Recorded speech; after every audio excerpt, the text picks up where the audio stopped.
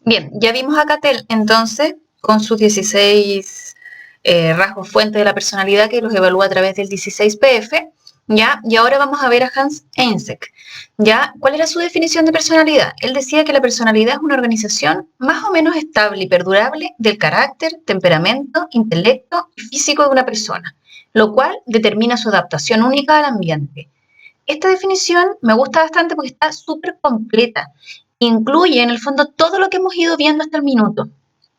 Ya es una organización de nuestros aspectos internos, no es que la personalidad sea solamente una cosa parcializada de nosotros, es un todo, ¿cierto? Pero organizado, ya más o menos estable y perdurable, claro, porque tiene esta dualidad, ¿cierto? De que tiene aspectos más temperamentales, más estables en el tiempo, pero también tiene aspectos que son más cambiantes, ¿cierto? Que pueden ir desarrollándose. También es un proceso, es activa y es dinámica la personalidad, principalmente debido a que incluye nuestras motivaciones, nuestras cogniciones, nuestros procesos afectivos, y esos van cambiando a lo largo de la vida, ¿ya? Y a su vez toda la parte del carácter, ¿cierto? Que se va armando en función del entorno.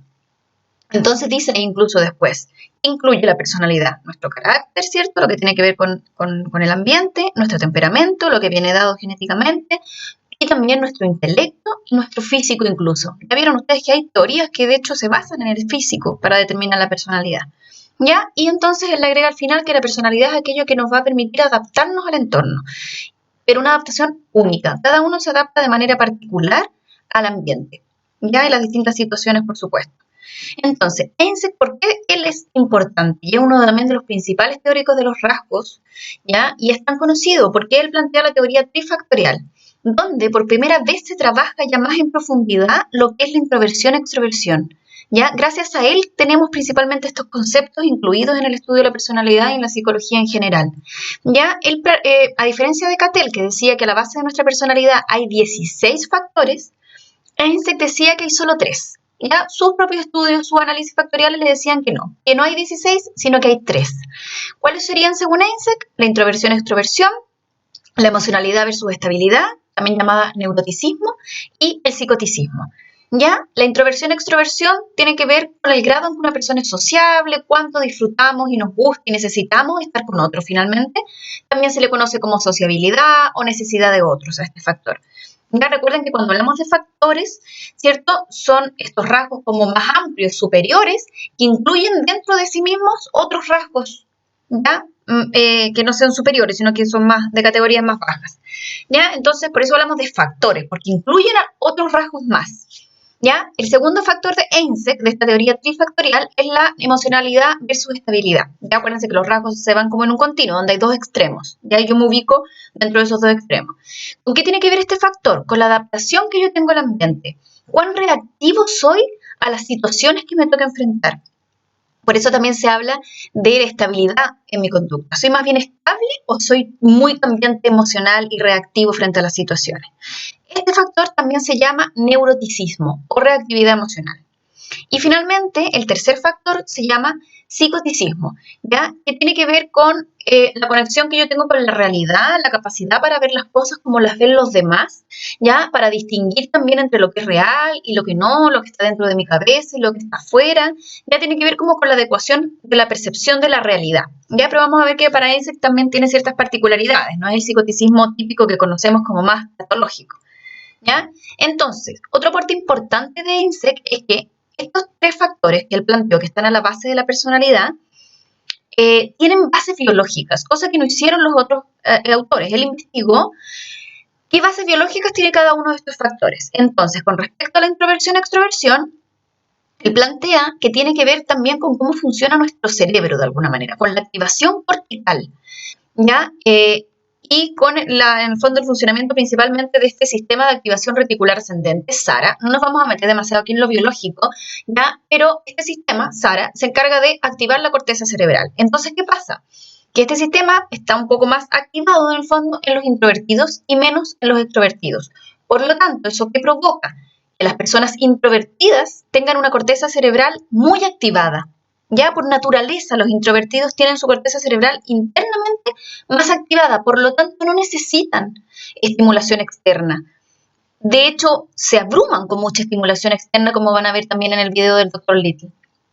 Por lo tanto, evitan un contacto social excesivo. Pueden estar con otras personas, por supuesto, pueden compartir, pero de repente cuando es mucho, necesitan un poco alejarse y estar tranquilos, porque les sobra y les basta con la activación cortical que ya traen ellos por naturaleza en su cerebro.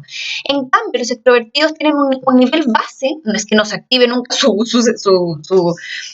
corteza cerebral, por supuesto que sí, pero ellos tienen un nivel base de activación cortical inferior a los introvertidos. Por lo tanto, necesitan y disfrutan y buscan estimulación externa. ¿Ya? No tiene esto nada que ver ni con la inteligencia, ni con las capacidades, con nada de eso, sino que simplemente ambos activan finalmente igual sus cerebros. Lo que pasa es que lo hacen de distinta manera. El introvertido de una manera más interna y el extrovertido logra esa activación a través de los estímulos del entorno. ¿Ya? Entonces, por eso hace que finalmente los extrovertidos busquen y prefieran situaciones o ambientes o entornos más estimulantes y los introvertidos prefieran ambientes menos estimulantes. ¿Ya?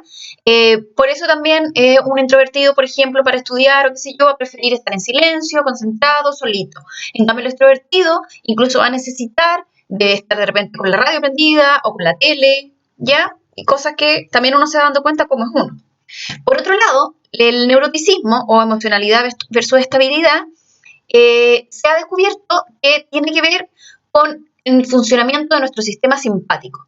Nuestro sistema simpático se activa frente a situaciones principalmente como un poco más difíciles de estrés, ¿ya?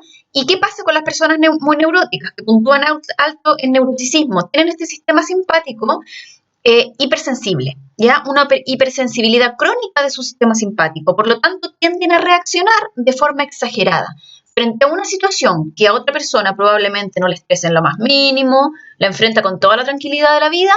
Un neurótico, esa misma situación idéntica, lo va a poner extremadamente tenso, muy ansioso, va a caer en pensamientos irracionales, de que no puedo hacer nada, que todo siempre me pasa a mí, que tú siempre esto o nunca esto otro. Eso se refiere a pensamientos como irracionales. Por lo tanto, van a ser personas que van a tender a andar siempre muy ansiosas, muy malhumoradas. También se ha conectado el neuroticismo con un poquito de baja autoestima, con sentimientos de culpa, ya son personas que se enojan fácil, que gritan con facilidad, muy emocionales y muy reactivos, ¿ya? Y por otro lado, el psicoticismo, entonces tenemos el introversión-extroversión tiene que ver con la activación cortical.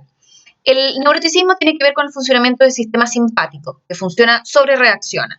Y el psicoticismo, por su parte, no ha estado tan estudiado. Esto es de los tres factores el menos estudiado y cuya base biológica también es la menos sólida, ¿vale? Pero sí se ha intentado conectar o se basa principalmente en el psicoticismo, en el metabolismo de la serotonina y en nuestro sistema gastrointestinal. Ya, pero esto no está tan probado ni tan confirmado como con los otros dos factores. Ya, el psicoticismo se refiere a personas que en general no están conformes, tienden a ser más contreras, digamos, con las cosas, o tienden a desviarse de las convenciones más sociales. Las personas que puntúan alto en psicoticismo pueden llegar a ser incluso, no necesariamente, pero pueden llegar a ser agresivas, más antisociales, muy inflexibles, frías, egocéntricas, porque en el fondo están como desconectados un poco de la realidad y por lo tanto están desconectados de los otros también. ¿Ya? No es que estén locos ni nada de eso, sino que son personas que no ven las cosas como el resto. ¿Ya? Por lo tanto, les cuesta también conectar con otros, ser empáticos, ¿ya? Son, por lo tanto, más fríos y más distantes y más centrados en sí mismos. Y pueden, por lo mismo, llegar a ser crueles, insensibles a las necesidades del otro. No son empáticos, por supuesto. ¿Ya? Ahora, ¿qué pasa con este tercer factor? Que además de ser menos estudiado, de tener bases biológicas menos claras, además, la palabra psicoticismo lleva mucha confusión. Tiende a exagerar la imagen como de enfermedad, de patología. Estoy psicótico, estoy loco, me desconecté de la realidad. ¿Ya? Pero no necesariamente es así. De hecho, también personas que son, por ejemplo, muy creativas, que tienen una visión distinta a la realidad y puede eso llevarlos a ser creativos, también puntúan alto en psicoticismo, ¿ya? Pero no significa que tengan un trastorno, ¿ya? Y también la palabra, lamentablemente, en la gente que no conoce mucho, que no sabe, pueden confundirla también con psicópatas, ¿cierto? O delincuentes, que estamos claros en que no es lo mismo. Un psicópata, un delincuente, no es lo mismo que una persona que está psicótica, ¿ya? Tiene que ver con la conexión con la realidad, el psicoticismo. Entonces, esos tres son los factores de EINSEC, ¿ya? Aquí les dejo como un resumen de esta teoría de EINSEC, donde aparecen como, acuérdense, como son tres factores, cada uno de estos tres factores contiene o se caracteriza por distintos rasgos, ¿cierto? Entonces, el factor introversión-extroversión en su en su extremo de extroversión se caracteriza por rasgos como sociable, vivaz, activo, asertivo. El neuroticismo, por su parte, ¿qué rasgos lo definen? Ansioso, depresivo, culposo, poca autoestima, tenso. Y el psicoticismo agresivo, frío, egocéntrico, impersonales, impulsivos. ¿Ya? Ahí está el link del video que tienen que ver del Dr. Little, donde principalmente el tema de la introversión y extroversión queda muy clarito. Ya lo explico con hartos ejemplos. ¿Vale? Esto no lo tomen en cuenta esto otro porque no es necesario ahora, ¿ya? Pero de Hans Eysenck necesito que entiendan entonces qué plantea su teoría trifactorial, las bases biológicas de cada uno de estos tres factores, ¿vale? Y que entiendan de qué se trata cada uno en el fondo, siendo el más importante de su estudio el de introversión-extroversión.